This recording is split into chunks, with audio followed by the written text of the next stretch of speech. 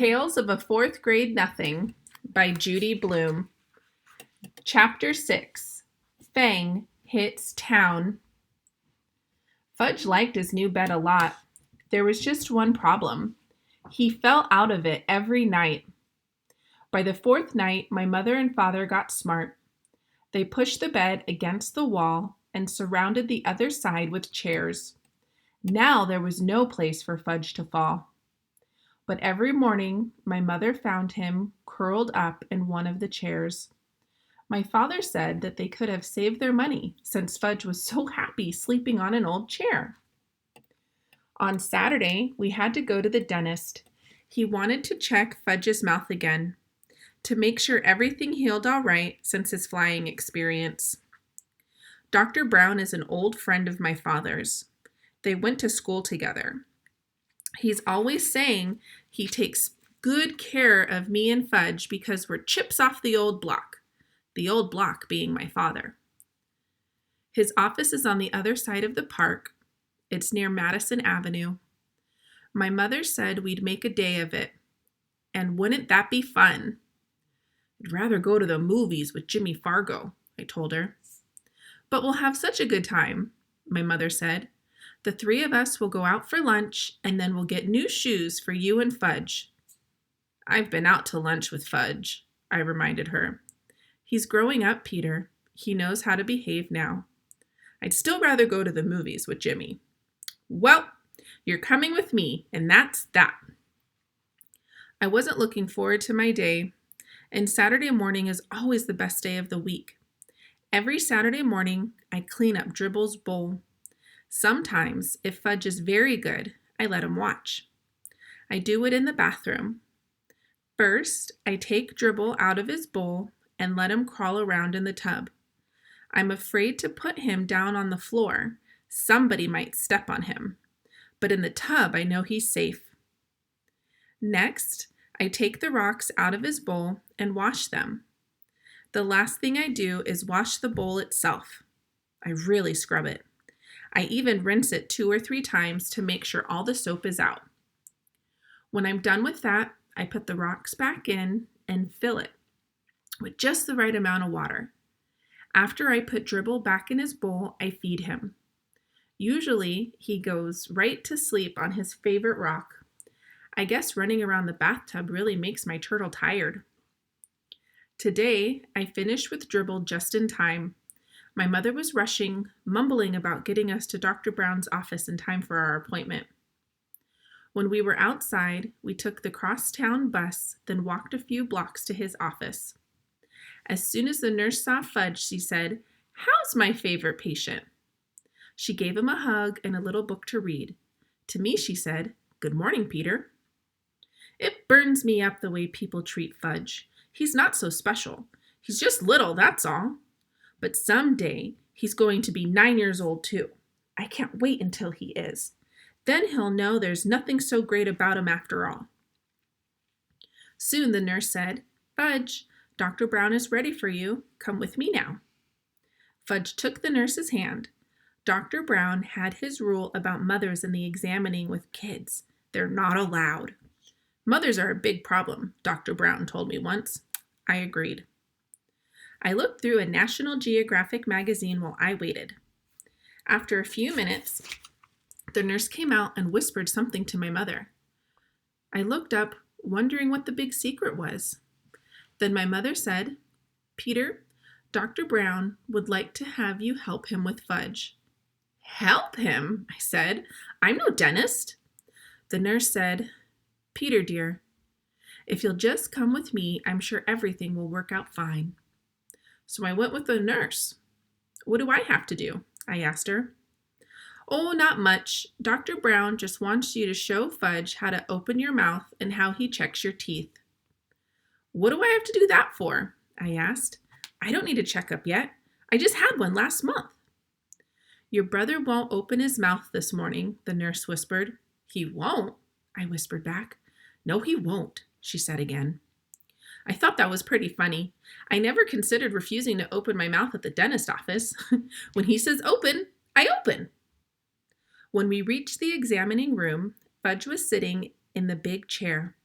He had a towel around his neck, and he looked ready for action. Dr. Brown was showing him lots of little things and explaining what he does with each one. Fudge kept nodding, but he wouldn't open his mouth.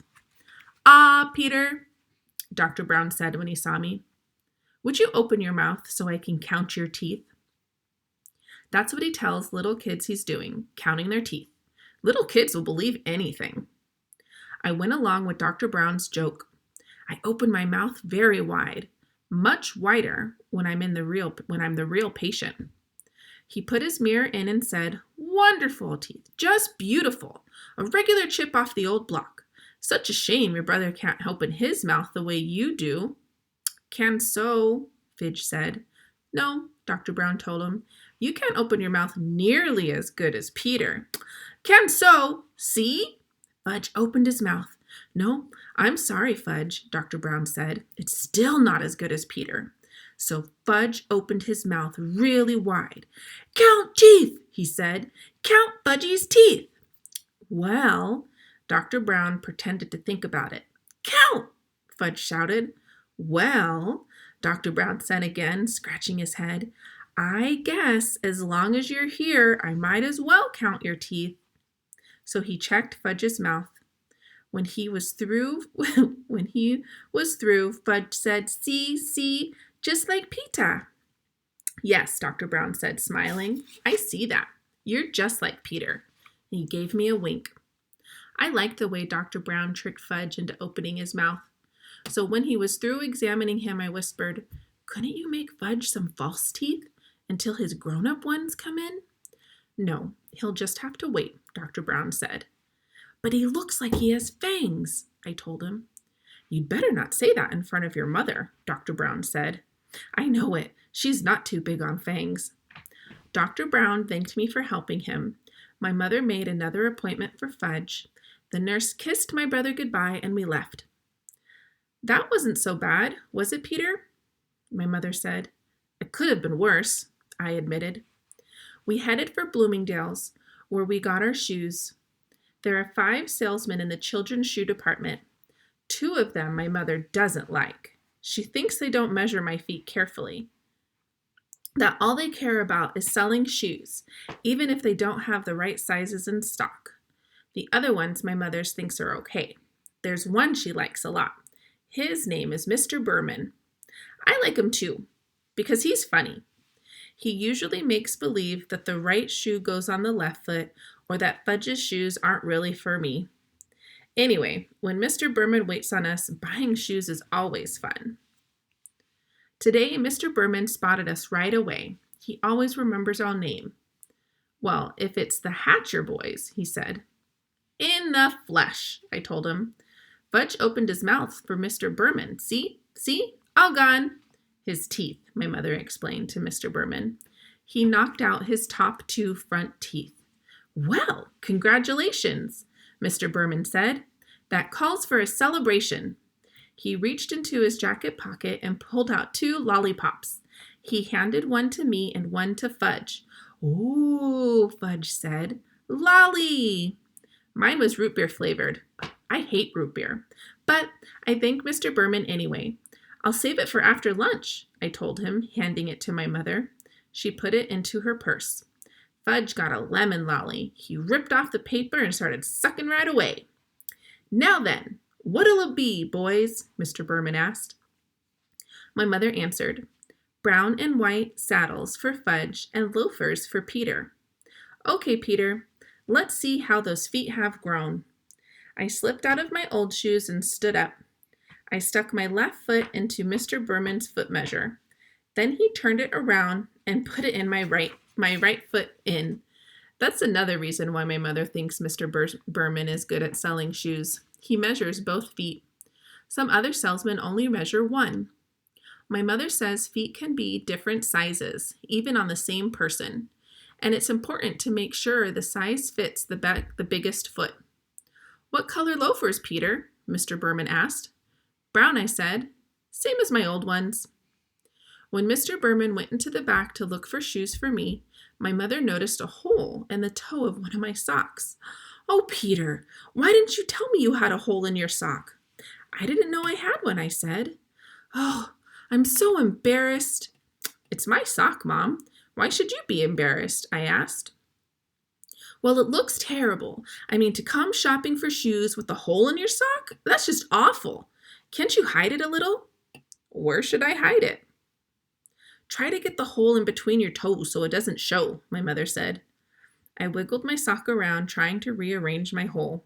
My mother sure worries a lot about silly things. Mr. Berman came out with 2 pairs of loafers. He likes to try different sizes to make sure I'm getting the right one. One pair was much too big. The other pair fit fine. Wear or wrap? Mr. Berman asked my mother. Wrap, please, she said. We'll wear the old ones home. I have never been allowed to wear new shoes home from the store. Don't ask me why. But my mother always has the new pair wrapped up, and I can't wear them until the next day. When I was finished, Mr. Berman united Fudge's shoes and measured his feet. Untied Fudge's shoes and measured his feet. Brown and white saddle shoes, my mother reminded him. Mr. Berman went into the back and returned with 2 shoe boxes. But when he opened the first box and Fudge saw saddle shoes, he said, "No!" "No what?" my mother asked him. "No shoes," Fudge said. He started kicking his feet. "Don't be silly, Fudgy. You need new shoes," my mother told him. "No, no, no," he hollered. Everybody in the store department looked over at us. "Here's the perfect size," Mr. Berman told Fudge, holding up one shoe. "Wait till you see how nice these new shoes feel." Fudge kicked some more. It was impossible for Mr. Berman to get the shoe on his feet. He screamed, "No shoes! No, no, no!" My mother grabbed a hold of him, but he was wiggling all around. He managed to give Mr. Berman a kick in the face. Lucky for him, Fudge only had on socks. "Now look, Fudge," my mother said. "You must get new shoes. Your old ones are too small. So what kind do you want?" I don't know why my mother bothered to talk to him like he was a regular person, because when Fudge gets himself into a temper tantrum, he doesn't listen to anything. By the time he had thrown himself on the floor, where he beat his fist against the rug, "What kind do you want, Fudge? Because we're not leaving here until you have new shoes," my mother said, like she meant it. I figured we'd be there the rest of the day, or maybe the week. How could my mother have been embarrassed over a little hole in my sock and then act like nothing much was happening when her other son was on the floor yelling and screaming and carrying on? "I'm going to count to 3, my mother told Fudge. "And I want you to tell me which shoes you want. Ready? 1, 2, 3. Fudge sat up. "Like Pita's," he said. I smiled. I guess the kid really looks up to me. He even wants to wear the same kind of shoes. But everybody knows you can't buy loafers for such a little guy. "They don't come in your size," Mr. Berman told Fudge.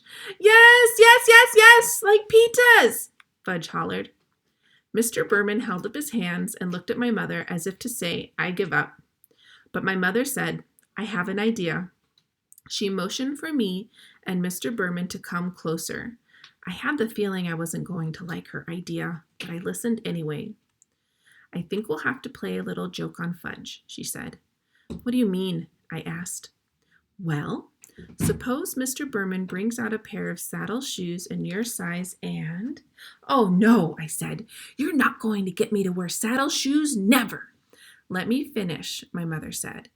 "Mr. Berman can bring them out and you can try them on, and then Fudge will think that's what you're getting.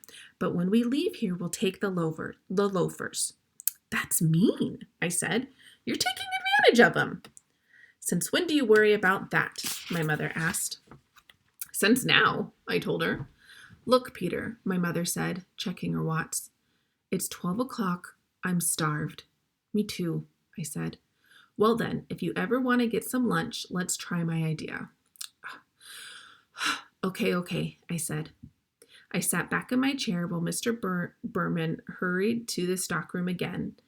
Fudge looked up at me from his position on the floor. "Like Pita's," he said. "Yeah, sure, Fudge," I told him. Mr. Berman came back with a pair of brown and white saddle shoes in my size. I tried them on. Did they look ugly? See Peter's nice saddle shoes, my mother said. Now Fudgy try on his nice saddle shoes. Fudge let Mr. Berman get him on his new pair of shoes. See, he said. See, like Peta's. He held up his foot. That's right, Fudge, I said. Just like mine. You can sure fool kids easy. Wear a wrap, Mr. Berman asked my mother, while Fudge walked around in his new shoes. Wrap, of course, she said. I wondered what my mother would tell Fudge tomorrow when I wore my new loafers. Oh well, that really wasn't my worry. It was her idea. When Fudge was back in his old shoes and our package was ready, Mr. Berman gave my brother a striped balloon. He offered one to me too. I refused.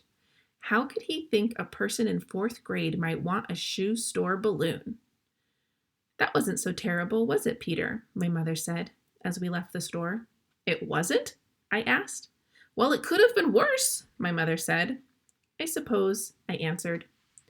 We went to Hamburger Heaven for lunch. We sat in a booth. Fudge tossed his balloon around while my mother ordered for him and then for herself. I ordered my own lunch, a hamburger with everything on it and a chocolate milkshake. Fudge was getting a kiddie special, meaning a hamburger without the roll, some mashed potatoes, and a side order of green peas. When our lunch was served, my mother cut Fudge's hamburger into tiny pieces, which he shoved into his mouth with his fingers. Then she handed him a spoon and told him to eat his mashed potatoes. But instead of eating them, he smeared them all over the wall. See, he said. I thought you told me he wouldn't behave like that anymore, I said to my mother. Fudgy, that's naughty. Stop it right now, my mother said. But Fudge sang, eat it or wear it, and he dumped the whole dish of peas over his head. I laughed. I couldn't help it. He looked so silly with the peas falling from his hair. And when I eat and laugh at the same time, I choke. So I choked on my pickle, and my mother had to whack me on the back, which gave Fudge another chance to spread mashed potatoes all over the wall. That's when the waitress asked my mother, did we need anything else? No, thank you, my mother said. We have more than enough now. She wiped off the wall with her napkin and told Fudge he was being very, very naughty. Not me, Fudge said. Not me. Yes, you, my mother told him. Why can't you eat like Peter? See how nice Peter eats? Fudge didn't say anything. He just stuck his fork into the balloon. It popped and he screamed, oh, gone! I want more balloon! More! Shush, I told him. Can't you ever act human? That's enough, Peter, my mother said. She should have slugged him. That would have taught my brother of mine how to behave in Hamburger Heaven. We took a cab home. Fudge fell asleep on the way. He had his fingers in his mouth and made a slurping noise. My mother whispered to me, our day wasn't that bad, was it, Peter? I didn't answer. I just looked out the taxi window and decided I would never spend a day with Farley Drexel Hatcher again.